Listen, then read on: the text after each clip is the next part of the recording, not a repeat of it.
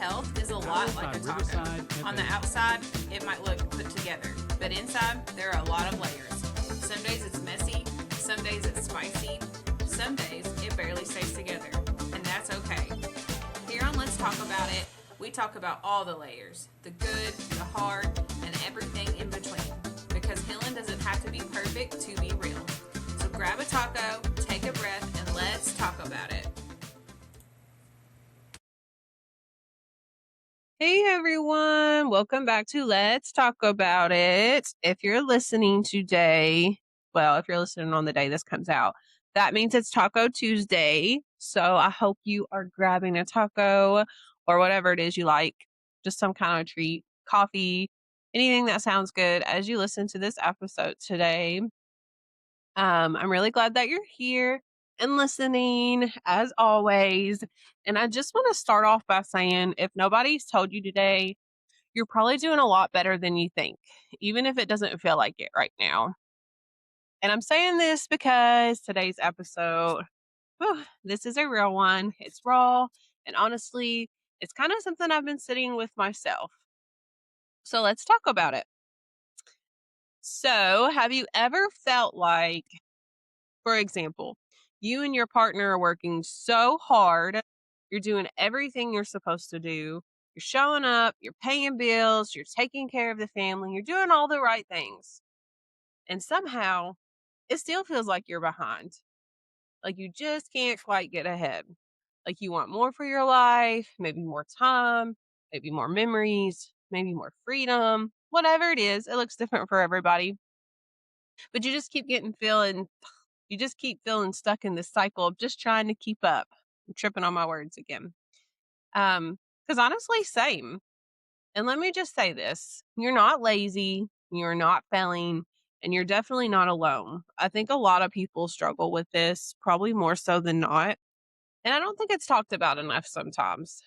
And I think, we'll get more into this later, but I think social media has a lot to do with that too. We only see the good or the highs sometimes, and it's easy to look at others and compare what they have or what they're doing and feel like we're behind or like we're not doing enough. So let's just jump in because sometimes life feels like you ordered a fully loaded taco and all you got was a shell and a little sprinkle of lettuce. Had to say it. Sorry. It was just fitting. So let me just start by talking a little bit about personal life, something that I feel like, something that I struggle with. So lately, I've been feeling a pull between two things. On one hand, I'm really grateful. I have my family, I have my daughter, I have my life. We're doing really good. We just bought a house, all these things. But still, on the other hand, it seems like I want more time with my child, more experiences, more financial breathing room, more freedom. And then with that often comes the guilt. Like, why am I not satisfied though? Why does this not feel like it isn't enough? Because it should be, right?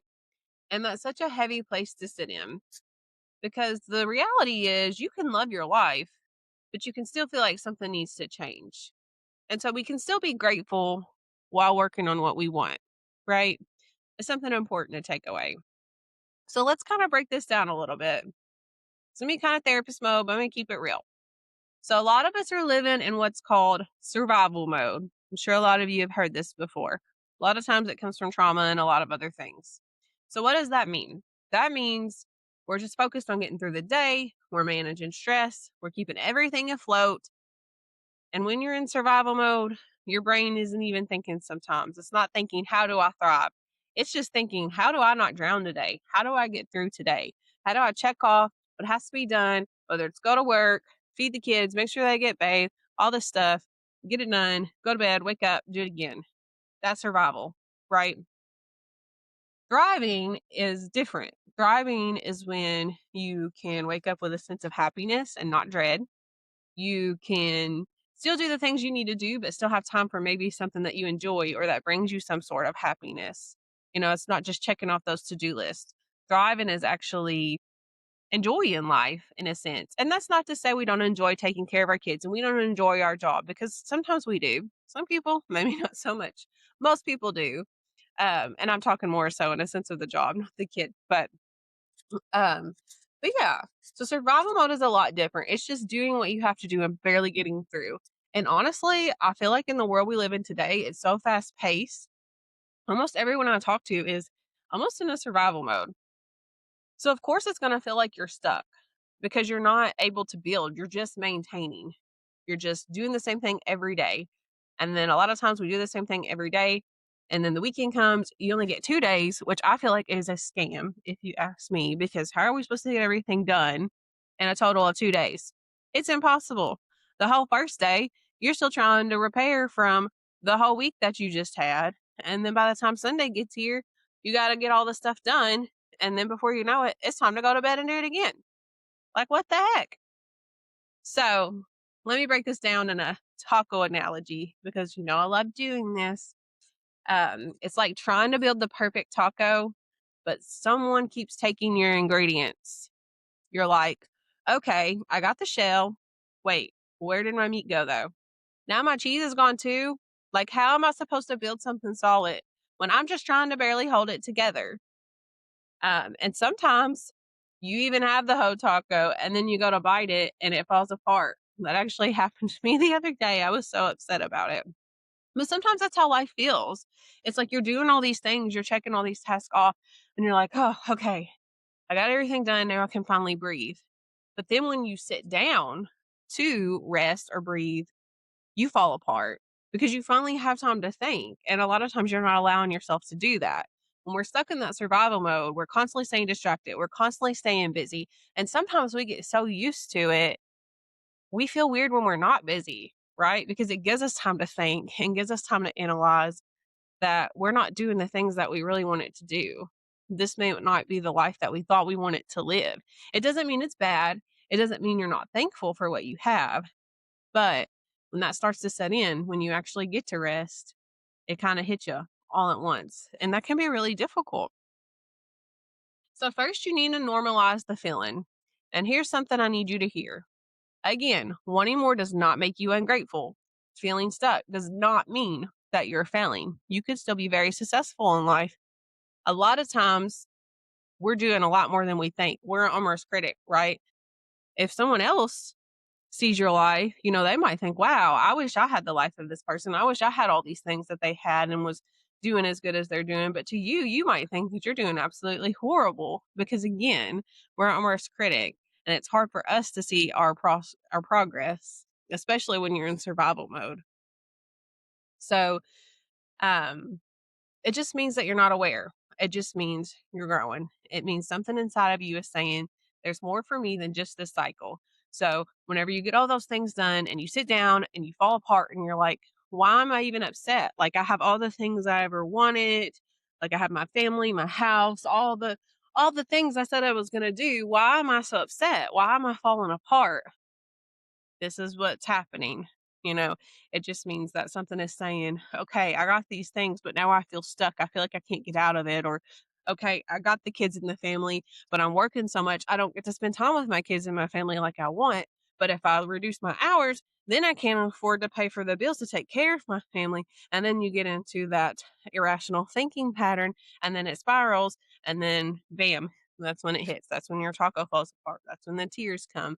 That's when you try to get up and distract yourself again because you don't want to think about it. And then it's this vicious cycle of getting stuck in that survival mode.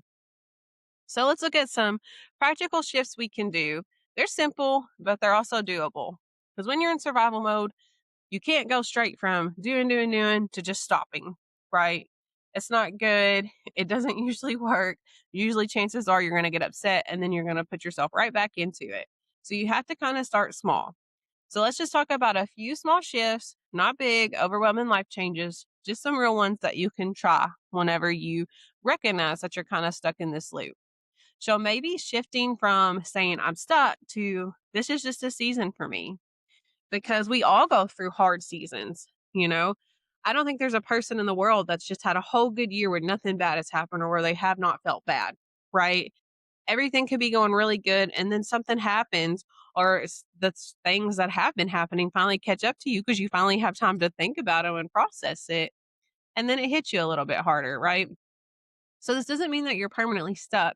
It just means this is a season. Maybe this is a transition phase for you. Maybe this is the healing that needs to happen so you can grow and get to the next thing that you want to do.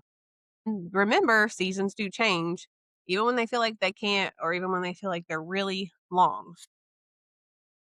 Another thing that you can do is try to create intentional connection time, even if it is small. So, for example, if you're a mom feeling guilt like me, I hear this a lot, especially with my clients. You don't have to have 8 hours of perfect time. So don't try to say, I feel guilty about not spending time with my kid. I'm going to block this whole day off. Or as soon as I get home from work, I'm just going to block the whole schedule off and I'm going to spend the rest of the day with my kid. Because I'm just going to be real with you. It's probably not going to happen. Things are going to get in the way. You're going to get distracted. You're going to get irritated. You're going to come home from work and you're not going to feel like it because you've had a rough day. It's just not usually doable. If you can do that, that's great. But most people can't. I can't do that. I'm just going to be honest. So maybe start something small. Maybe start with you only need 1 hour of intentional time, or it could even be less than that. I mean, studies say even 15 to 30 minutes of intentional time a day with your child can make a world of difference. And the reality is, a lot of us aren't even giving that to our kids. And it's not that we're bad moms or that we're intentionally doing it. It's just that we get so caught up in this survival mode and all the things we have to do in this fast paced world that we mean to do it, but by the time it comes around, it's 8 or 9 o'clock at night, and we're in a hurry to get them to bed and get them ready for school, right? And then the mom guilt kicks in. You're going to bed at night, and you're like, I didn't spend time with my kid again. I'm going to try again tomorrow. And then the cycle repeats, right? And so maybe this sounds bad, but something I've done in the past, you're probably going to judge me for it. I make my little to do list because my ADHD brain, I have to, right? So I will literally put time with my daughter in my to-do list, and I make it where I have to schedule it in. I have to do it. And so in my brain, I have to check off all these things, right? So like if I don't check it off, it's going to bother me. That's how my brain works. I think that's how a lot of our brains work. And so if I look at it, if I'm constantly looking at it, it's reminding me, oh, okay, maybe I'm getting caught up in, okay, I'm done working. I need to get dinner started. I need to do this and do that. But then when I look at my schedule, oh my gosh, I haven't spent time with my daughter. I'm going to put these dishes down and I'm going to go spend at least 15 minutes with her, hopefully more if I can. But if I can't, 15 minutes is enough. And you have to remind yourself of that. It doesn't have to be perfect. It doesn't have to be the full hour, 30 minutes. If you have to set a timer for 15 minutes, maybe that sounds bad, but if that's what you have to do to make sure you're getting some time with your child in, then that's okay. That does not mean you're a bad mom. That means you're a good mom because you're being very intentional and you're making sure that you schedule your day around your kids, right? So try to get, at least that 15 minutes in. Put the phone down, be fully present, laugh, play, connect. That's another thing. And I'm guilty of it too. Don't go in there. My daughter likes to play Barbies. Going in there and playing Barbies with her. I took my phone in there before. I'm not even really playing with her. Maybe she thinks I am. Honestly, she can probably tell I'm not fully present because she's very smart.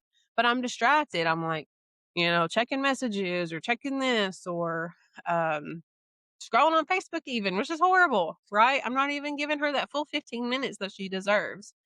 And this just doesn't go for kids. This goes for anyone, our loved ones, our family, our friends, our partners. That's a big one too.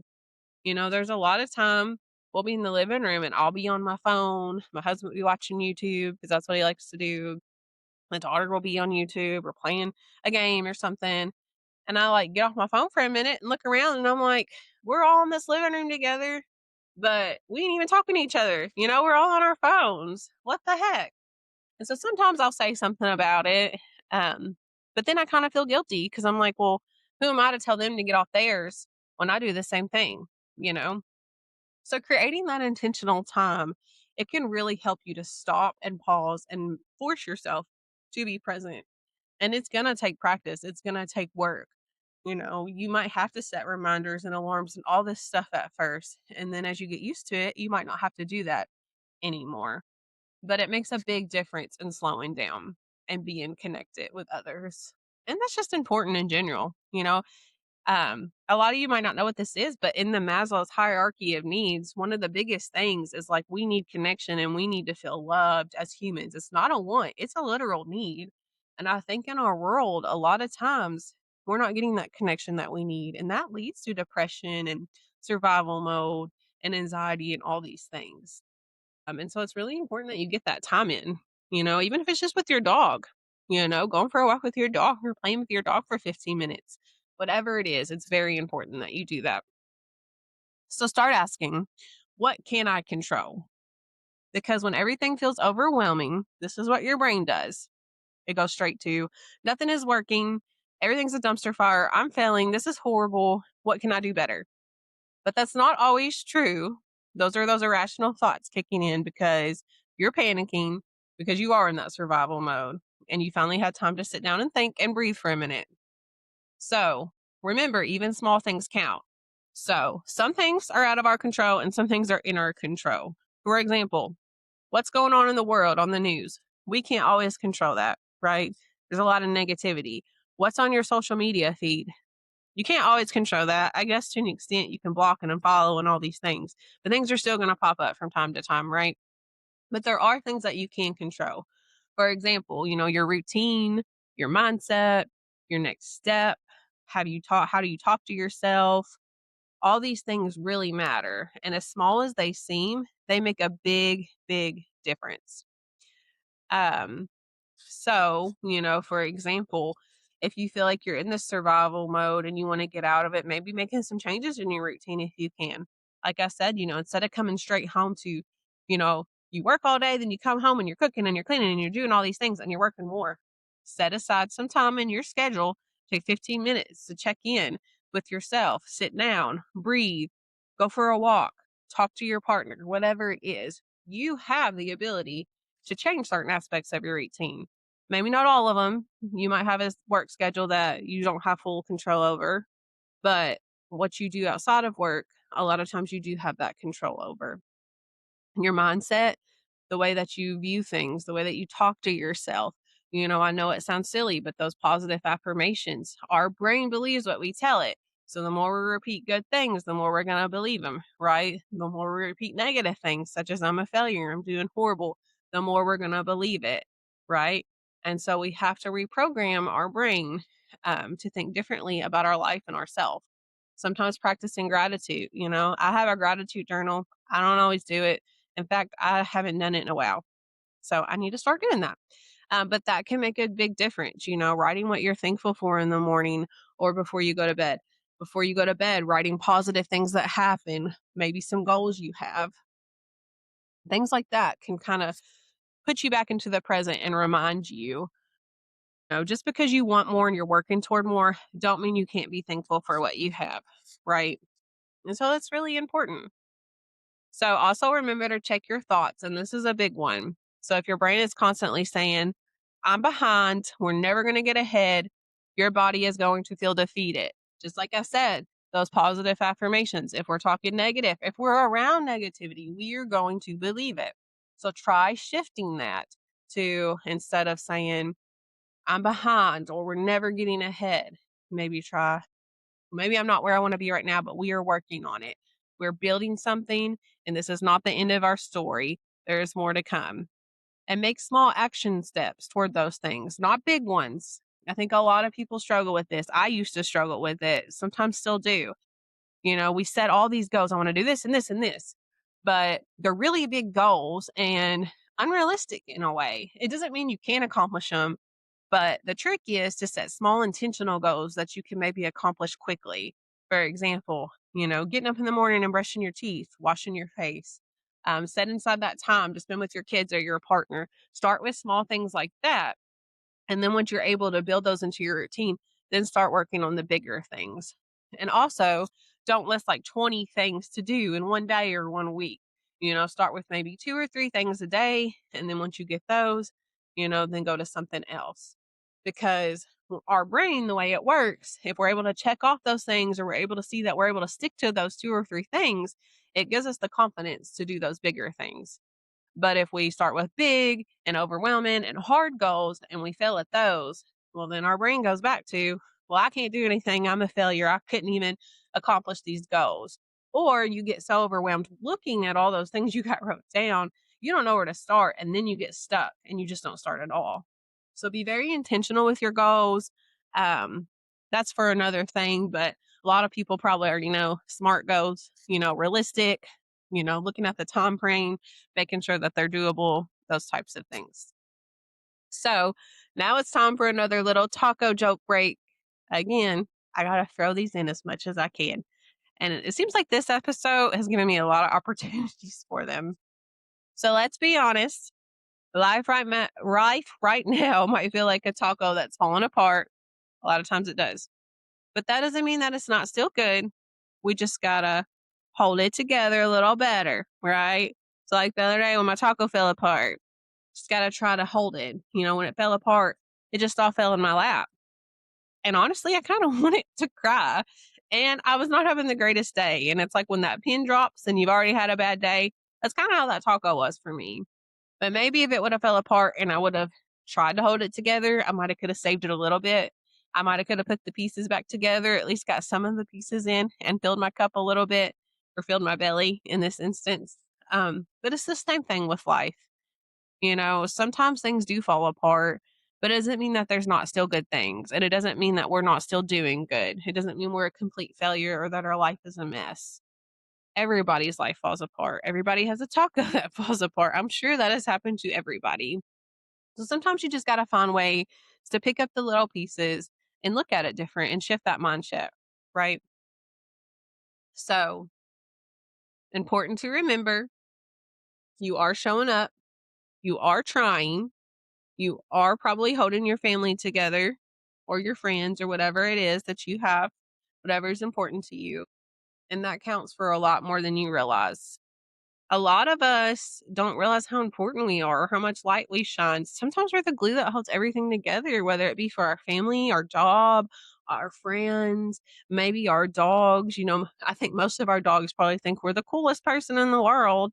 If they knew we were talking that bad about ourselves and they could talk, they would probably tell us like it is, because to them, we hang the moon. And that's how, most of us parents, to our kids, we hang the moon, but we're so hard on ourselves.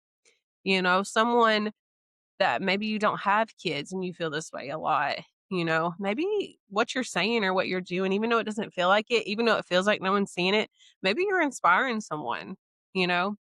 You're still doing good work and good things, even when it feels like nothing's happening or you're not reaching these goals or you're just in this survival mode. Sometimes we need that survival mode. Sometimes it's healing for us. Sometimes it helps to establish things a little bit more and create the routine that we need to show up in the future. Um, so you just have to keep going. You don't have to have it figured all out right now. Sometimes we do have to take it day by day and just survive, right? We just don't want to get stuck there because it's not a fun place to be when you feel like you're not really enjoying life. You want to enjoy it. Life's too short for you to be stuck in this constant loop of uncertainty and always feeling bad about yourself and like you can't catch up. And sometimes it might just be that some things have to wait. If you can't get the dishes done, well, they'll be there tomorrow. If you can't cook dinner, that's okay. Have a fend for yourself night. Get some cereal. Go get takeout if you can afford it. You know, just because you don't get those things done doesn't mean you're a failure, and it doesn't mean your whole world is going to fall apart. Those things can wait. Sometimes we have to prioritize things, and sometimes it's really hard to do that. Sometimes it's hard whenever our brains, especially as moms or, as women that like to have our house clean and in order, which also that could be another episode, but that also goes into survival mode a lot of times and that need to have control. But it's hard for us to set that stuff aside to even just spend time with our kids, and sometimes we just kind of have to force ourselves to get there until it does feel comfortable because it's going to feel uncomfortable when you're out of that routine. So just one step, one choice, one small shift at a time. You got this. So if this episode resonated with you, share it with someone who might need it too. I think a lot of people can relate to this. So as always, we're going to keep showing up. We're going to keep growing and keep building a life that feels good not just looks good, because we deserve more than just surviving, right? We deserve a life that feels like a fully loaded taco that doesn't always fall apart, but it's okay if it does. Not just the shell, right? We need the inner stuff too, the good stuff. All right, y'all. Until next time, let's talk about it.